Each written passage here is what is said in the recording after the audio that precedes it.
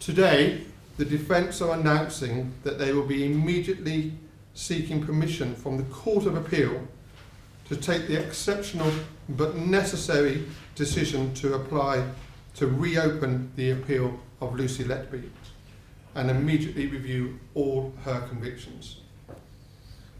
In August 2023, Lucy Letby was convicted in the Crown Court of Manchester after a trial lasting 10 months, 7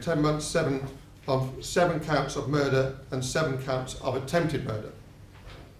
On the 24th of May of this year, the matter was before the Court of Appeal, but all applications for leave to appeal were refused.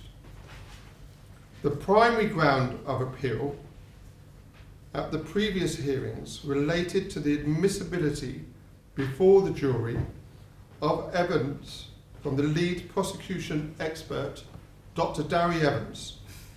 The defence argued twice at the trial that Dr. Evans' evidence should be disregarded.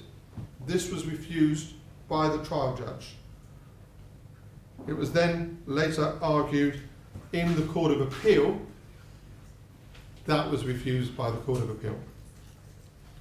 Remarkably, Dr. Evans has now changed his mind on the cause of death of 3 of the babies, baby C, baby I, and baby P. Dr. Evans had said to the jury that Lucy Letby had injected air down a nasal gastric tube and that this had led to the death of the 3 babies. This was repeated to the Court of Appeal, who may have been misled when they ruled on the applications for leave of conviction in the May of last year. Dr. Evans has also said that he has revised his opinion in relation to baby C and has written a new report that he has given to the police. This was some weeks, actually months ago now. Despite numerous requests, the prosecution have yet to give this report to the defence.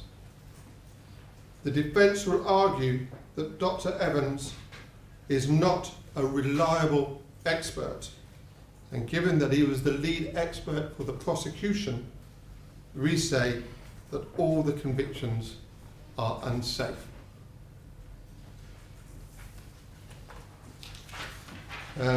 The second statement I'm going to read relates to fresh evidence. Fresh evidence relating to 2 very detailed and lengthy reports, one on baby C and one on baby O. And let me read out the statement by the 2 neonatologists. We have been instructed by solicitors representing Lucy Letby, and so far we have examined 2 cases, baby O and baby C, in great detail and presented joint reports. To prepare these reports, we had full access to the following: the hospital notes, the post-mortem records, multiple reports of David Evans, as well as other experts' witness statements and statements submitted as part of the pre-trial investigation. I should also add, as well as transcripts of the trial as well. We have taken considerable time and care, and these reports provide a thorough analysis. Our reports demonstrate that there are identifiable medical reasons why both babies became unwell, sadly did not respond to resuscitation, and subsequently passed away. We have set out clearly within our reports evidence showing that these babies could not reasonably be described as well or stable. Neither should their deteriorations be described as unexplained. Our reports contain careful, justified new evidence which has not been presented before, either in court or as part of previous examinations of these cases by multiple sources. It is not our role to determine any impact this new evidence might have on the legal process. Although some of the medical information within the report is complex, it is possible to draw clear and sound conclusions which we believe will stand up to scrutiny. In this respect, we are completely happy for our reports to be subject to appropriate independent expert critical analysis.